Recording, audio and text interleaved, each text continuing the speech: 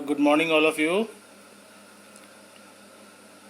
मैं जिस टॉपिक को आज आपको पढ़ा रहा हूँ उसका नाम है electrical resistance and the concept of conductance. The electrical resistance and the concept of conductance. अब देखिए, जो इलेक्ट्रोकेमिस्ट्री का बेसिक अकाउंट आपने स्टार्टिंग में फर्स्ट लेक्चर में कवर किया था, उसमें जो कंटेंट आपने किया उसमें जो बताया था आपने, that is the concept of electrolysis and how electrolysis can be explained. You have done the mechanism of electrolysis. आपने जो टॉपिक कवर किया उसमें आपने फेराडेज लॉस को स्टडी किया है। तो उन लॉस को पढ़ने के बाद अब हम जिस टॉपिक को यहाँ ले रहे हैं उसका नाम है electrical resistance and the concept of conductance. Clear? अब देखिए, जो अगर टर्म आपको रेसिस्टेंस पढ़ना है तो ये कोई नया टर्म आपके लिए नहीं है।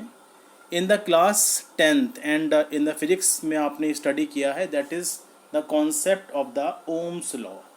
अब जो ओम्स लॉ का कॉन्सेप्ट वो क्या कहता है, आपने पढ़ा है this according to Ohm's law क्या होता है, R is equal to V upon I. इसको हम V या E से भी इंडिकेट कर सकते हैं।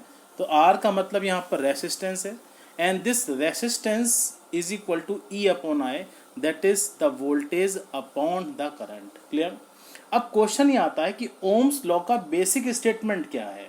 तो according to the Ohm's law, if the two ends of the conductor, conductor means कोई भी वायर है, is applied with the voltage E कह दीजिए या V कह दीजिए, and the current I flows through it, then the resistance R can be calculated as, and this R is equal to E upon I। Clear? तो basically किसी भी wire के अंदर जो रेसिस्टेंस होता है वो रेशो होता है वोल्टेज का एज वेल एज करंट का। क्लियर? अब इसकी SI यूनिट भी आपके लिए फैमिलियर टर्म है, दैट इज द कॉन्सेप्ट जिसको आपने ओम्स से इंडिकेट किया है। ओम्स क्या होता है, volts upon ampere. This volts upon ampere known as the unit of this resistance. Clear? अब जो सेकंड टर्म यहाँ पर ले रहा हूँ मैं, that is the concept of conductance, और इस कंडक्टेंस को हम इंडिकेट करते हैं G से, और जो G होता है वो रेसिस्टेंस का रेसिप्रोकल होता है। The reciprocal of the resistance, electrical resistance, is called the conductance. और ये जो कंडक्टेंस है इसको हमने G is equal to 1/R से इंडिकेट कर दिया। क्लियर? अब इसकी यूनिट क्या होगी, आपको मालूम है कि जब रेसिस्टेंस की यूनिट ओम होती है तो 1/ओम को हम जिससे इंडिकेट करेंगे उसको हम क्या बोलते हैं, दैट इज द सीजमेंस।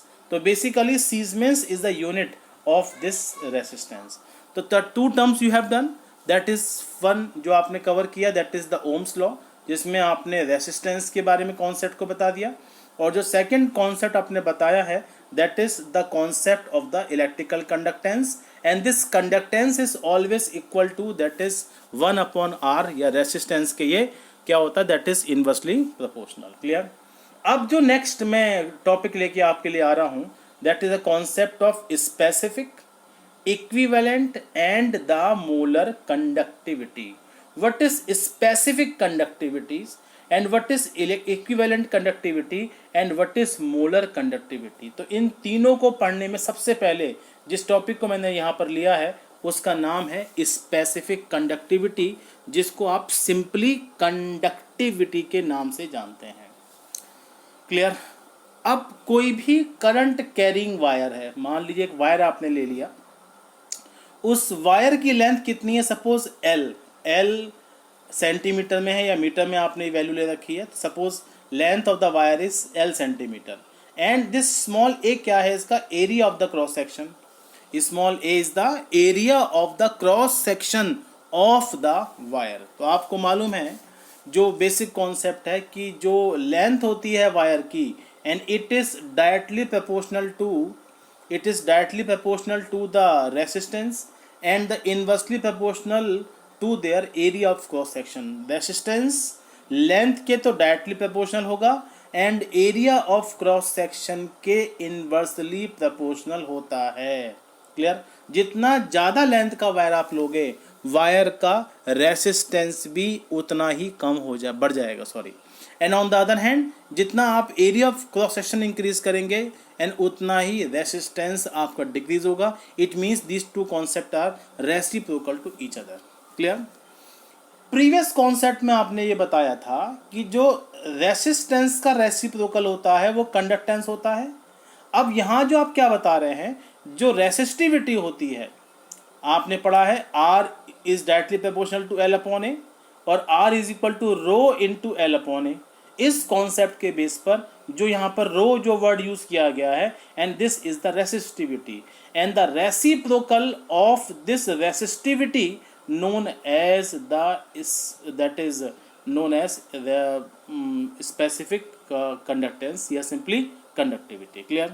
अब मैंने क्या एजिमेट किया इस बेसिक फार्मूले के अंदर, अगर मैं लेंथ को कितना लेता हूँ 1 centimetre and area of cross section is basically 1 centimetre, तो R इज इक्वल टू क्या हो जाएगा, रेसिस्टिविटी। इसका मतलब if the length of the wire is 1 centimeter and its area of cross section अगर हम कितना लेते हैं 1 सेंटीमीटर स्क्वायर, तो resistance becomes equal to what, resistivity। तो what should be the proper definition?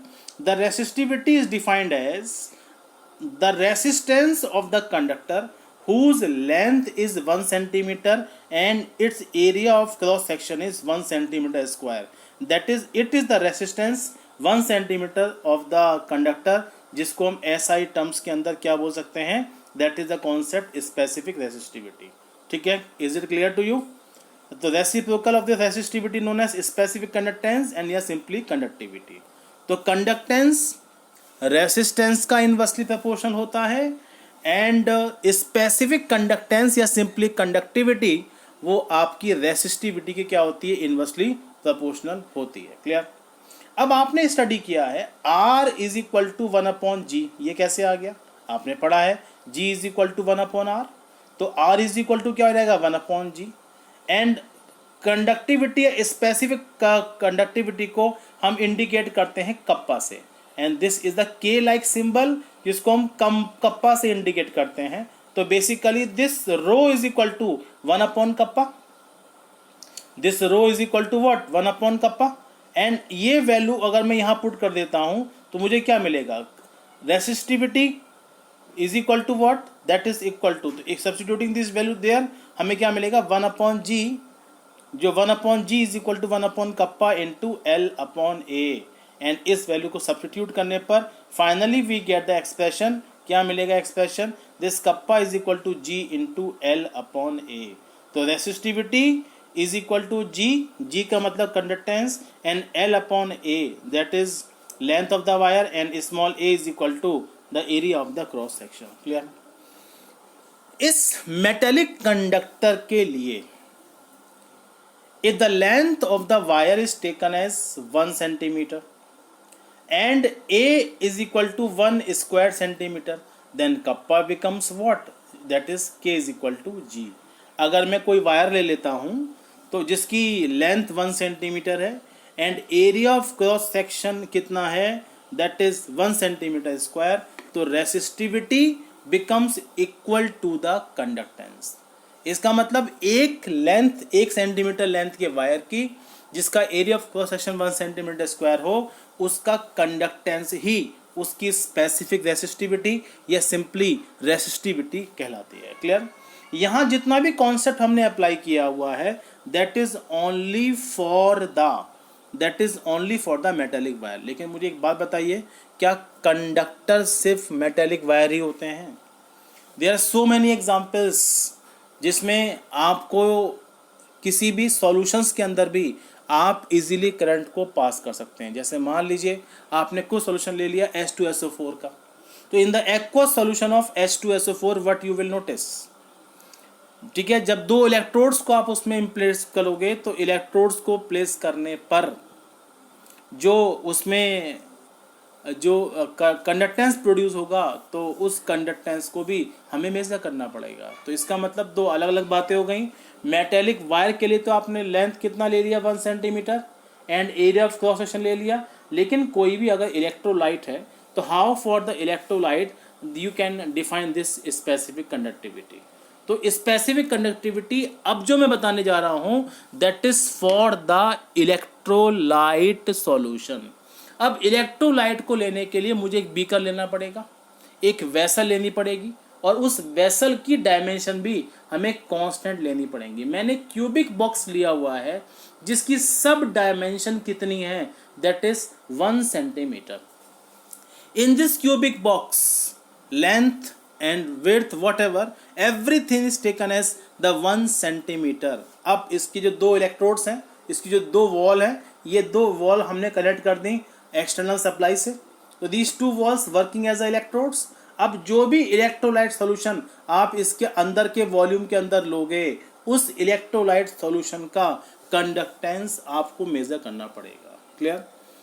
तो बेसिकली इस इलेक्ट्रोलाइट सॉल्यूशन के लिए इलेक्ट्रिसिटी क्या होगी आपकी वैल्यू। तो conductivity of a solution is defined as the conductance of the solution of 1 centimetre length and having 1 square centimeter as the area of cross section. Alternatively, it may be defined as the conductance of 1 centimeter cube of the solution of electrolyte known as their conductivity.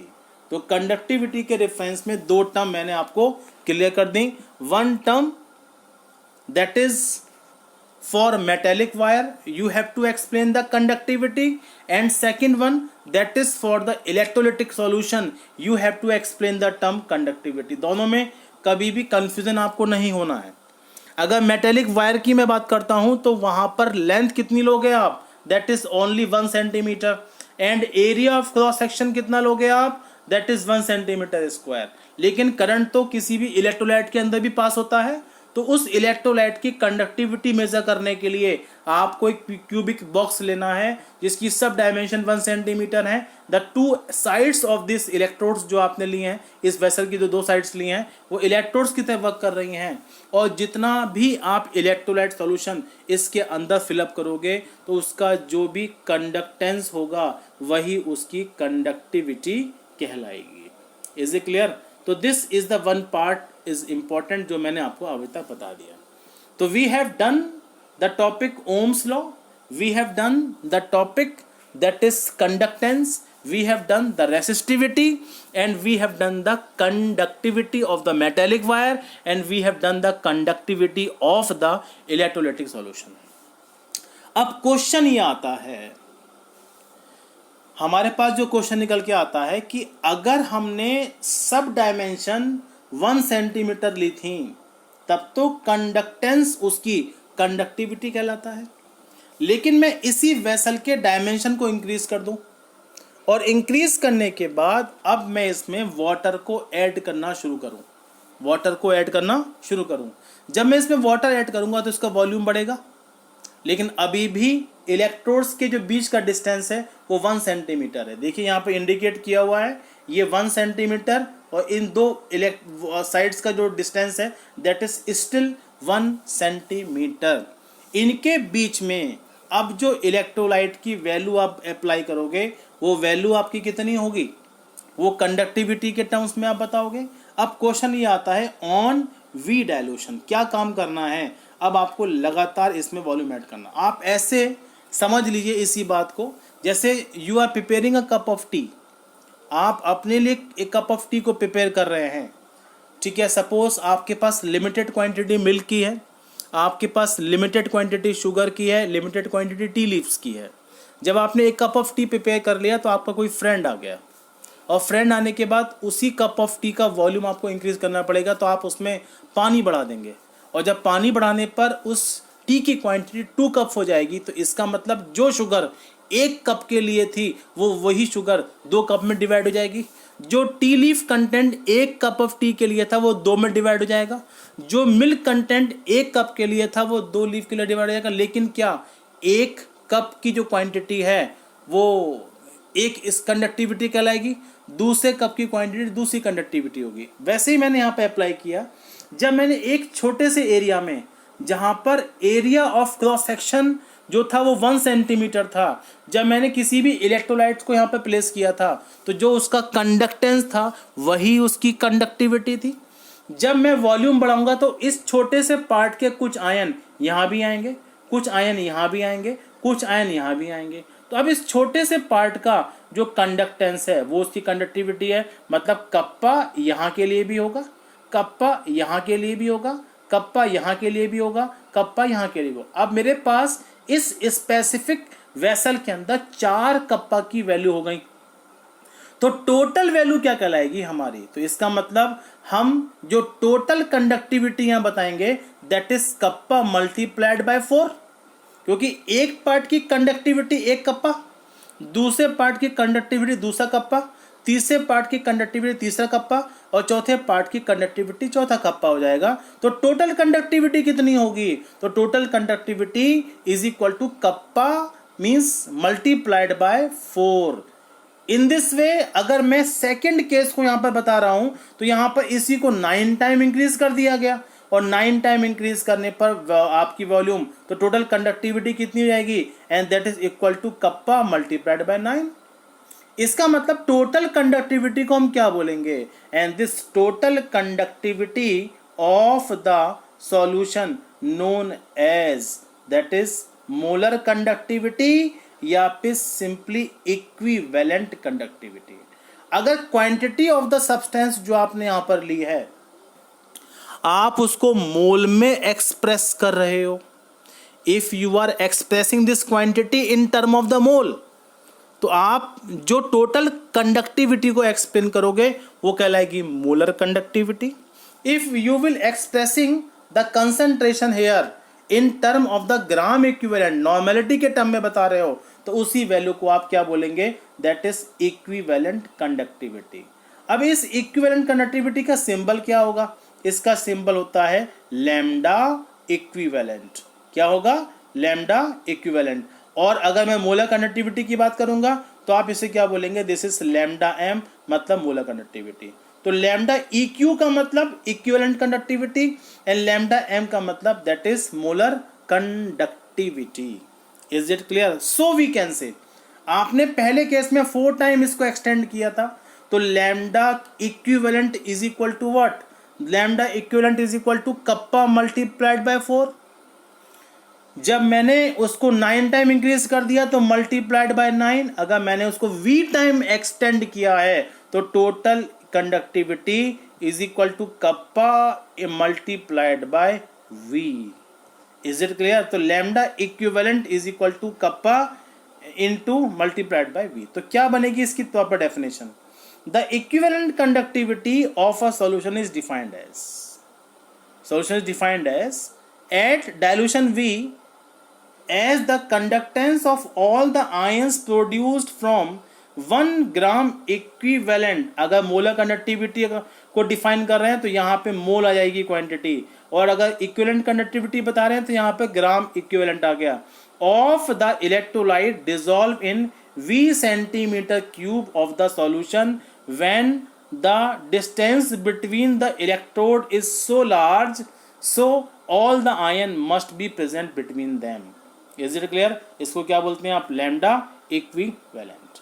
is it clear? अब इसी expression को जो मैंने यहाँ define किया है उसको हम आगे एक्सटेंड कर लेंगे। जो वॉल्यूम है उसको नॉर्मेलिटी के टर्म में बता दीजिए, तो लैम्डा इक्विवेलेंट क्या रहेगा? Kappa into 1000 upon this concentration in equivalent gram equivalent, और this kappa is equal to 1000 upon normality. Is it clear?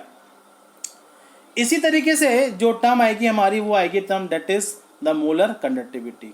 Molar conductivity क्या होती है? सब कुछ वही है, बस यहाँ पर क्वांटिटी आप इलेक्ट्रोलाइट की मोल के अंदर एक्सप्रेस कर दोगे। तो दिस मोल क्वांटिटी के लिए तो सिंबल बदल जाएगा एंड दिस वैल्यू बिकम्स, जो वैल्यू निकल के आएगी वो कितनी रहेगी आपकी? And this lambda equivalent is equal to and क्या आ जाएगी?